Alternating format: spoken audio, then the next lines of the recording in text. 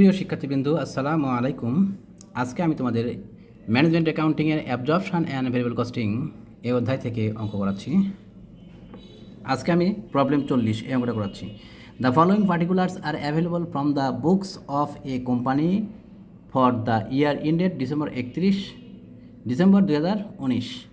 সেলসের পরিমাণ দেওয়া আছে 1,50,000 kilogram.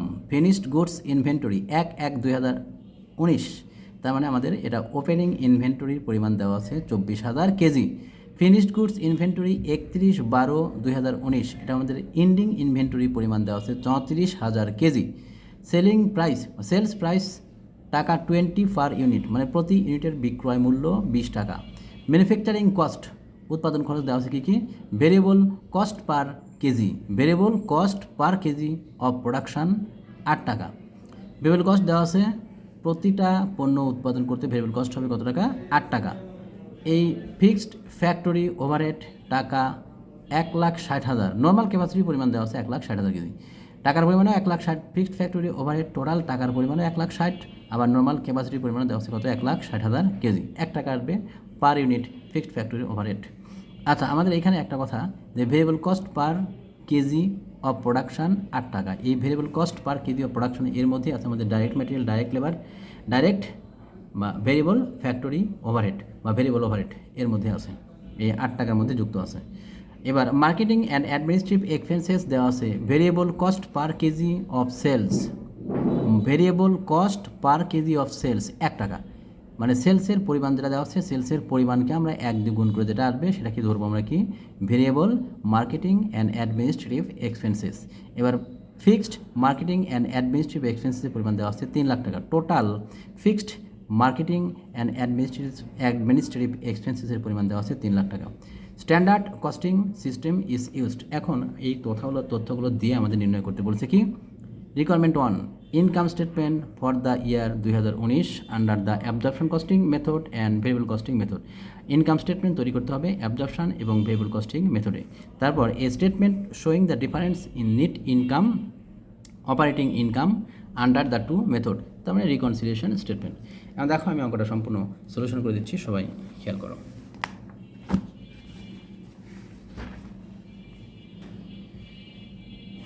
Problem 40, solution working 1, calculation of manufacturing cost.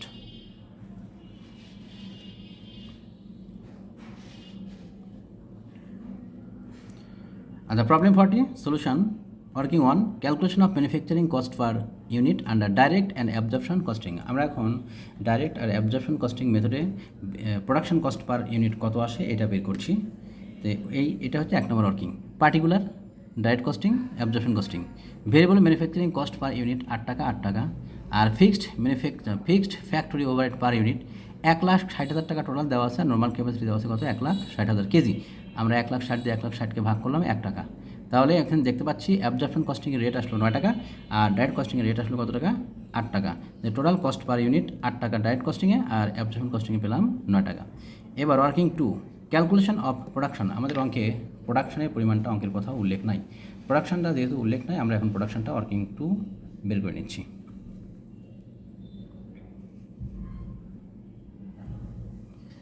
Opening plus production minus sales সমান closing. এখানে দেখতে পাচ্ছি ওপেনিংয়ের পরিমাণ কত? 24,000। আর প্রোডাকশান দেওয়া নাই, প্রোডাকশনটা বের করতে হবে। সেলসের পরিমাণ 1,50,000, ক্লোজিং 34,000। এখানে ক্যালকুলেশন করে এখান থেকে পেয়ে গেলাম কত? প্রোডাকশনের পরিমাণ 1,60,000 কেজি। আমরা দেখতে পাচ্ছি প্রোডাকশনের পরিমাণ 1,60,000 কেজি আর নর্মাল ক্যাপাসিটিও দেওয়া আছে 1,60,000 কেজি। নর্মাল ক্যাপাসিটি আর প্রোডাকশনটা যেহেতু সমান, সুতরাং এখানে আন্ডার অ্যালোকেশন বা ওভার অ্যালোকেশন দুইটা কোনোটাই আসবে না। এখন রিকোয়ারমেন্ট 1 যেটা করতে বলেছিল আমাদের ইনকাম স্টেটমেন্ট, এখন আমরা ইনকাম স্টেটমেন্টটা করছি। Requirement 1, income statement requirement 1 dot কোম্পানির নাম উল্লেখ নাই। Income statement under absorption costing for the year ended 31 December 2019। টাকার কলাম দুইটা আসবে, আমরা দুটি কলাম দিয়ে দিলাম। তারপরে এখানে কী আসবে? পার্টিকুলার্স। প্রথমে আসবে সেলস 1,50,000, 20 টাকা করে গুণ করলাম, গুণ করে পেলাম 30 lakh. Less cost of goods sold. Absorption কস্টিংয়ে আমরা রেট পেয়েছিলাম 9 টাকা। তাহলে প্রথমে কী আসবে? Cost of beginning inventory 24,000 kg, 9 টাকা করে প্রতি কেজির দাম। গুণ করলাম, গুণ করে পেলাম 2,16,000। অ্যাড কস্ট অফ প্রোডাকশন, প্রোডাকশনের পরিমাণ 1,60,000, 9 টাকা, অ্যাবজর্পশনের রেট 9 টাকা, 9 টাকা দিয়ে গুণ করলাম 14,40,000, যোগ করে আসলো 16,56,000।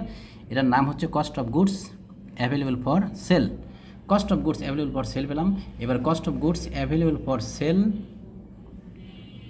থেকে বাদ দিব কস্ট অফ ইন্ডিং ইনভেন্টরি, 34,000 গুণন 9 করে পেলাম 3,06,000, বাদ দিয়ে আসলো কত, 13,50,000। এই অঙ্কে আন্ডার অ্যালোকেশন, ওভার অ্যালোকেশন কিংবা এটাও নাই, আমাদের ফেভারেবল বা আনফেভারেবল ভেরিয়েন্সের পরিমাণ উল্লেখ নাই। তাই জন্যে আমরা কী করব, এটাকে এখান থেকে বাদ দেওয়ার পর যে অ্যামাউন্ট পাবো সরাসরি এই অ্যামাউন্টকে আমরা বলবো cost of goods sold at standard and actual. এটাই স্ট্যান্ডার্ড, এটাই অ্যাকচুয়াল, এই জন্য ডান পাশে বার করে দিলাম। এবার 30 লাখ আমাদের সেলসের পরিমাণ, আর কস্ট অফ গুডস সোল্ডের পরিমাণ পেয়েছি 13,50,000, বাদ দিব, বাদ দিলে আসে হচ্ছে 16,50,000। এই 16,50,000 নাম হচ্ছে গ্রস প্রফিট। গ্রস প্রফিটের পেমেন্ট পেলাম 16,50,000 টাকা। এবার এই 16,50,000 টাকা গ্রস প্রফিট থেকে বাদ দিব আমরা কি, গ্রস প্রফিট থেকে বাদ দিব অপারেটিং এক্সপেন্সেস।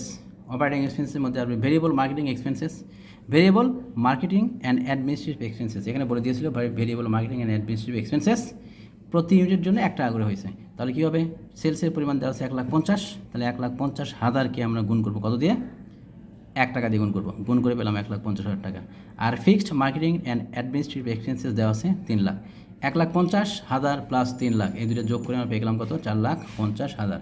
এই 4,50,000কে আমরা বাদ দিব কোথা থেকে, 16,50,000 থেকে বাদ দিয়ে পেলাম কত, 12,000 টাকা, 12 লাখ টাকা। এই 12 লাখ টাকা হচ্ছে net income under absorption costing. এখন আমরা ওয়ার্কিং ওয়ানের মধ্যেই ছিল ইনকাম স্টেটমেন্ট তৈরি করো, কোন মেথড, এটা ছিল হচ্ছে ডাইরেক্ট কস্টিং বা ভেরিয়েবল কস্টিং।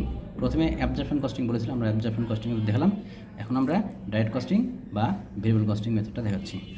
একই রকমভাবে প্রথমে কোম্পানির নাম, income statement under variable costing for the year ended 31 December 2019, particular টাকা টাকা। প্রথমে আসবে সেলস, সেলস কত, 1,50,000 গুণন 20 করে কত আসলো, 30 লাখ টাকা। Less variable cost of goods sold, variable cost of goods sold, প্রথমে আসবে variable cost of beginning inventory 24,000 গুণন 8 করে 1,92,000 টাকা। 1,92,000, এই 1,92,000